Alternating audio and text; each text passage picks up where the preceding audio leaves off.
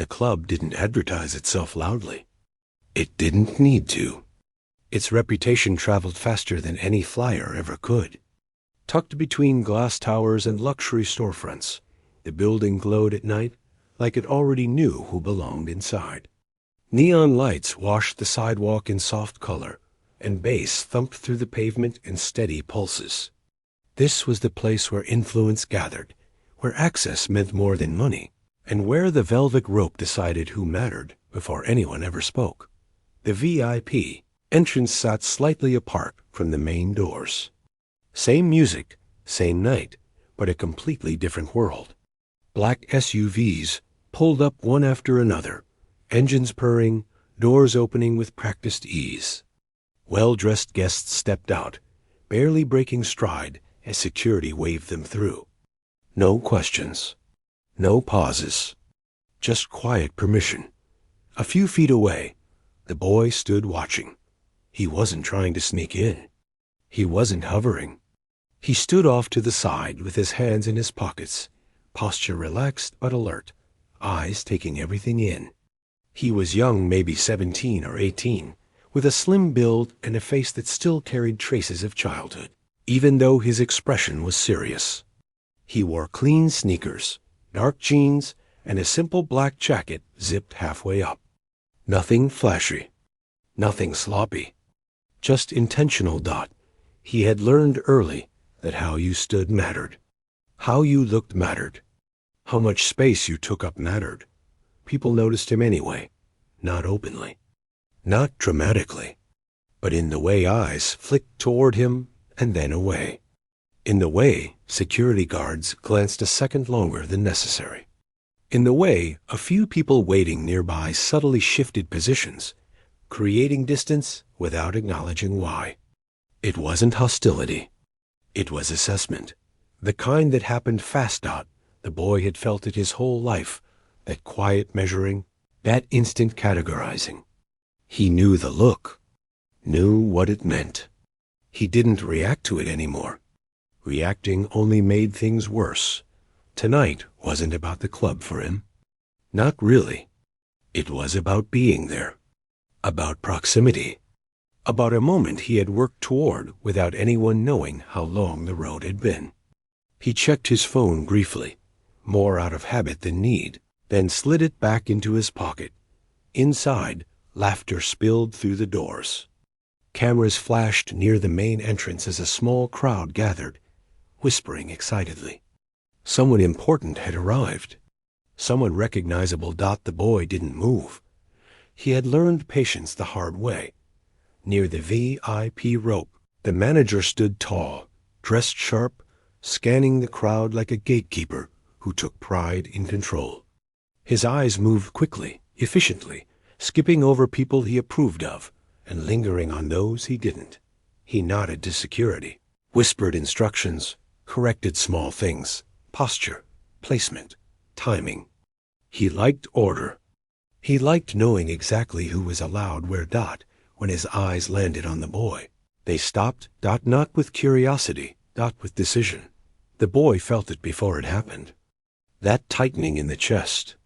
That quiet awareness that something was about to be said, something that would sound reasonable to everyone else, but land heavy on him. He didn't step back. He didn't step forward. He stayed exactly where he was. The manager walked over slowly, confidence in every step. Around them, the line continued to move. Guests passed by, laughing, talking, adjusting jackets, never breaking stride. None of them were stopped. None of them were questioned. The boy waited. He wasn't nervous. Not outwardly. But inside, his mind raced ahead, already preparing responses he hoped he wouldn't need. He had learned to stay calm in moments like this. Calm meant control. Calm meant safety. The manager stopped directly in front of him, blocking the path toward VIP without touching him. The space felt suddenly tight, even though nothing physical had changed. The music kept playing. The night kept moving. But for the boy, everything slowed. This wasn't the first door he'd been made to feel unwelcome at. But something about this one felt heavier. Maybe because of what it represented. Maybe because of how close he was. Or maybe because deep down, he already knew what was coming. A VIP door loomed just behind the manager, open, glowing, alive with sound and movement. A reminder that access was never about rules alone. It was about perception. And right now, the perception wasn't in his favor. The manager didn't raise his voice. He didn't need to. He tilted his head slightly, eyes scanning the boy from shoes to face, not with interest, but with conclusion. The look said he had already decided who this kid was before a word was spoken. Around them, the night kept breathing, music thumping, laughter spilling out, cameras flashing near the main entrance. But right here, the air felt tight and deliberate. The manager gestured casually toward the velvet rope. He said the VIP area was restricted, that it wasn't open to just anyone. That tonight wasn't the kind of night for hanging around places you weren't invited to. His tone stayed calm, almost polite, like he was doing the boy a favor by explaining something obvious. The words themselves weren't loud. The message was, stay out. The boy didn't interrupt. He listened all the way through, even though he'd heard versions of this speech before, in stores, in buildings, in spaces where his presence triggered concern instead of curiosity. He nodded once, slowly, not because he agreed, but because he understood how these moments worked. Any sign of frustration could be turned against him. Any question could be framed as attitude. He said he wasn't trying to cause a problem. That was when the manager's expression hardened just enough to be noticeable. He said problems usually started when people didn't know their place. He added that VIP was for a certain crowd, and tonight security was being extra careful. The word careful sat heavy in the air. Doing work it didn't have to explain. A couple of people nearby glanced over, not to defend, not to watch. The boy felt heat rise behind his eyes, not from embarrassment, but from something sharper recognition. This wasn't about age. It wasn't about rules. He had watched others walk through that same entrance minutes earlier, wearing less, knowing less, but fitting better into the picture the manager expected. This was about how he looked standing there. About how easily the label had been placed on him. The manager took a step back, signaling the interaction was over, already turning his attention elsewhere. In his mind, the matter was settled. The boy had been identified, corrected, dismissed. Control restored. The boy stayed still for a moment after the manager walked away. He could have left. That would have been easier. That would have been safer. That was usually the end of moments like this, but something held him in place. Maybe it was the way the word VIP echoed in his head, stripped of its meaning and reduced to a barrier. Maybe it was the exhaustion of always being told where he didn't belong before anyone asked why he was there. Or maybe it was the quiet certainty that this night wasn't supposed to end like the others around him. Guests continued to flow in and out of the club, barely noticing the exchange that had just happened. To them, it was routine. To the manager, it was authority. To the boy, it was the first clear blow, a reminder that access could be denied without explanation, and dignity could be challenged without consequence. He checked his phone again, this time for a reason not to call anyone, to steady himself. Because what hurt most wasn't the refusal. It was how confident the refusal had been. And how normal it had felt to everyone watching. The noise around him felt louder now, even though nothing had changed. Music still thumped from inside the club. Laughter still burst out in careless waves. Cars still rolled past, headlights cutting through the night. But inside the boy, everything had gone quiet in a way that felt heavy instead of peaceful. He moved a few steps away from the entrance, standing near the edge of the sidewalk where the light didn't hit as hard. From here, He could see the VIP door clearly, the same door that had just been closed to him without a second thought. People stepped through it effortlessly, greeted with nods and smiles, treated like they belonged simply because no one questioned them. He thought about how quickly the moment had happened, how easily the manager had spoken, how natural it seemed for him to decide who was allowed and who wasn't. That ease was what stayed with him. The idea that exclusion didn't need anger or cruelty to be effective. It only needed confidence. For a moment, doubt crept in. Maybe he should have dressed differently. Maybe he should have said more. Maybe he should have walked away sooner. Those thoughts came fast, stacking on top of each other, the way they always did after moments like this. Not because they were true, but because they were familiar. Because the world had trained him to look inward first, to search himself for mistakes before questioning the system around him.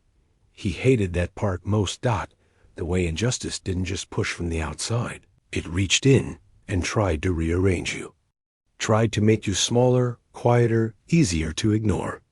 Standing there, he felt that pressure pressing down, encouraging him to disappear from the scene and carry the moment alone. People nearby didn't look at him anymore. That somehow felt worse. When the manager spoke, he was visible as a problem. Now that the interaction was over, he became invisible again. Just another black boy standing off to the side, easy to overlook, easy to dismiss. That invisibility wrapped around him like a second shadow. He thought about his past, about how many times he had been told directly or indirectly that certain spaces weren't meant for him, about how often he'd had to prove he belonged, only to watch others be welcomed without effort. Each memory lined up neatly with the one before it, forming a pattern he was tired of recognizing. Isolation settled in quietly, not the kind that came from being alone, but the kind that came from being surrounded and still unseen. The kind that made you question whether speaking up was worth the cost, or whether silence was just another version of survival. He leaned against the cool metal railing and took a slow breath. Tonight wasn't just about a club. It was about how easily assumptions became rules, about how quickly someone else's comfort outweighed his presence, about how often he was expected to accept it without reaction. And standing there, phone in his hand, lights flashing behind him, he felt the familiar pull to retreat, to let the moment pass, to move on, to pretend it hadn't mattered. But something inside him resisted, not loudly, quietly, because he knew this feeling too well. And he knew that if he walked away now, the story would end exactly the way it always did, with him carrying the weight, and the world unchanged. That realization sat heavy in his chest, and it marked the moment where the night stopped being something that happened to him and started becoming something he might respond to. He didn't move right away. Instead of leaving, instead of fading back into the night like the moment had never happened, he stayed where he was, close enough to the entrance to be seen, far enough not to be in anyone's way. It was a small choice, almost invisible, but it mattered. For the first time that night, he wasn't reacting. He was deciding. His phone buzzed in his hand. A message popped up from a friend asking where he was. Simple, casual. He typed back that he was outside, then stopped. Erased it, typed again. This time, he explained what had happened, not dramatically, not angrily. Just the facts. The reply came back almost immediately, followed by another, and then another. Surprise. Frustration. Support. You still there? Don't leave yet. That's not right. Those words didn't fix anything, but they did something just as important. They interrupted the isolation. They reminded him that the moment didn't belong only to him, that someone else saw the injustice clearly, without needing it softened or explained away. A few minutes later, a familiar face appeared near the curb. One of his friends stepped toward him, eyes sharp with concern. They didn't rush in, didn't demand answers.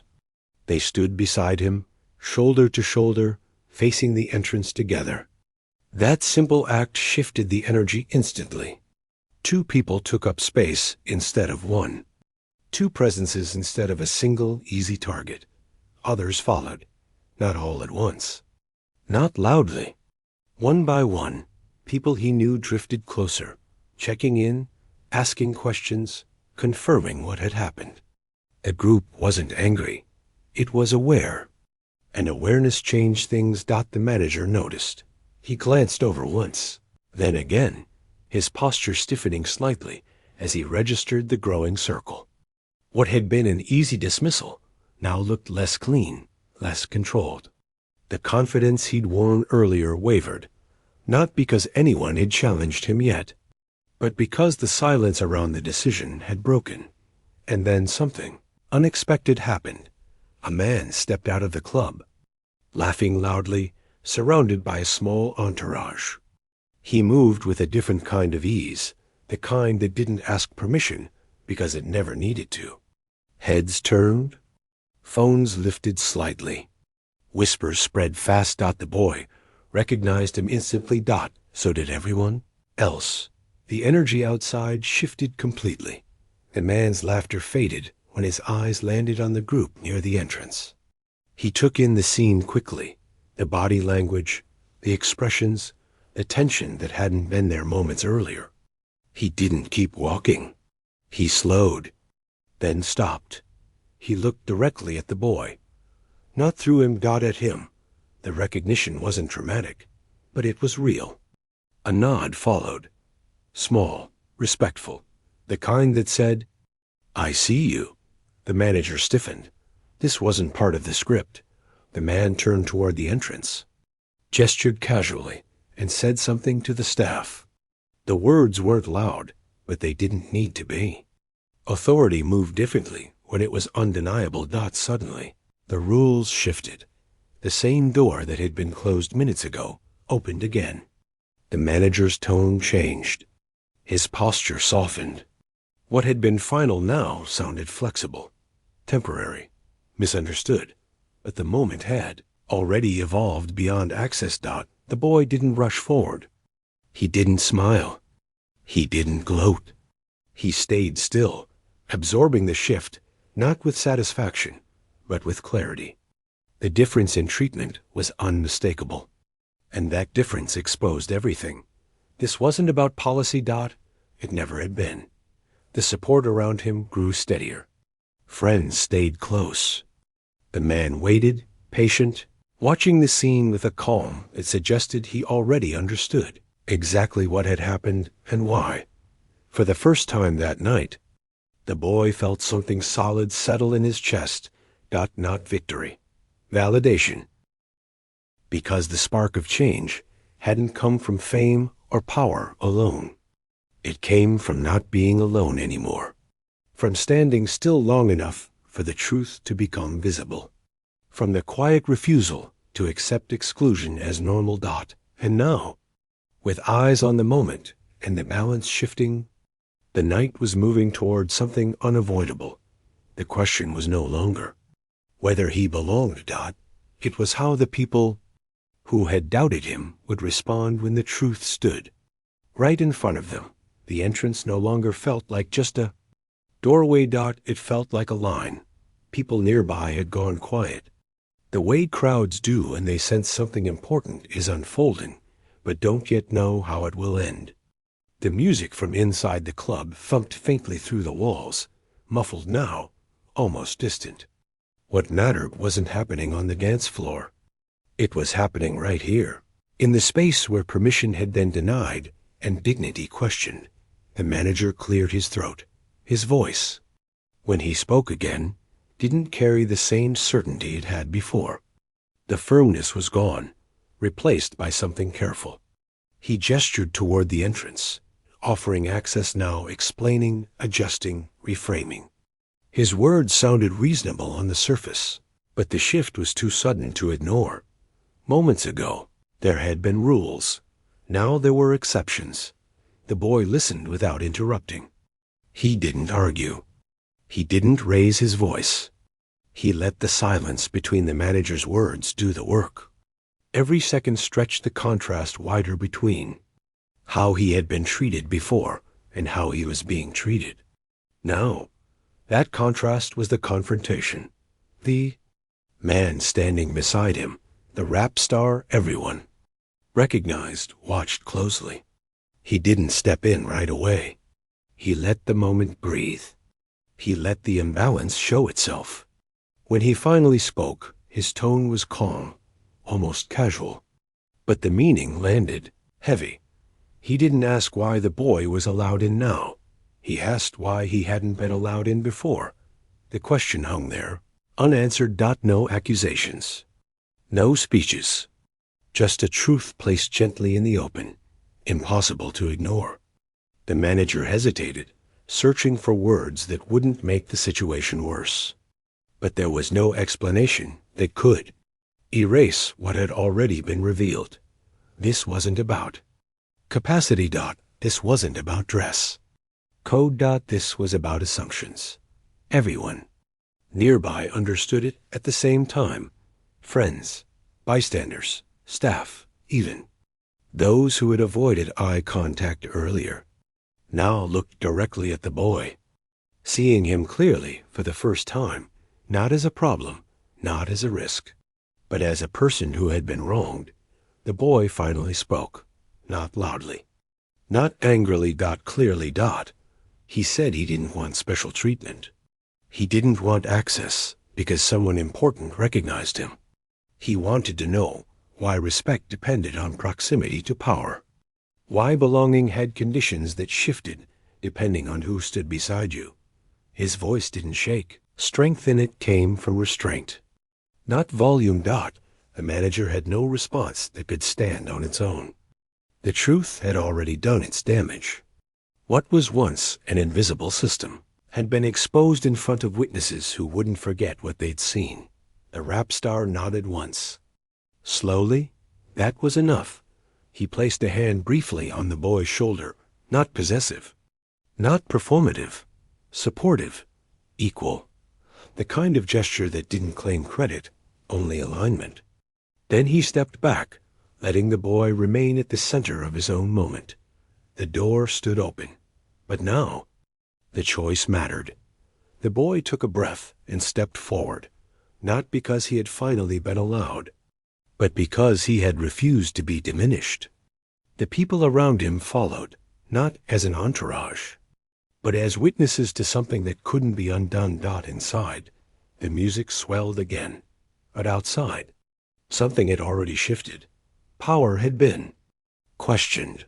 Assumptions had been exposed. And dignity had stood its ground without raising its voice. This wasn't just a night out anymore. It was a moment that would follow everyone involved. Long after the lights dimmed and the crowd moved on. Inside the venue, the night carried on like any other music pulsing, lights cutting through the dark, people laughing and moving as if nothing extraordinary had happened. But for those who had stood at the entrance, the night had already changed shape. The moment lingered, settling into memory in ways that couldn't be shaken off by sound or distraction. The boy moved through the space differently now. Not because attention followed him, but because certainty did. He wasn't scanning faces for judgment anymore. He wasn't measuring himself against the room. He existed without adjustment, and that alone felt like a quiet victory. People who passed him offered nods, brief looks of recognition, not celebrity awe, but something closer to acknowledgement. The rap star didn't stay close. He didn't need to. He had done what mattered most, used his visibility to expose a truth, then stepped aside so it could stand on its own. There was no announcement, no speech to the crowd. The power of the moment had come from restraint, from letting reality speak louder than reaction. Outside, word traveled, not as gossip, but as reflection. Staff members spoke in lowered voices, replaying what they had seen. Some felt defensive, others uncomfortable. A few admitted quietly that they had witnessed similar moments before and chosen not to name them. The incident had stripped away plausible deniability. It was harder now to pretend these things didn't happen. The manager didn't issue a public apology.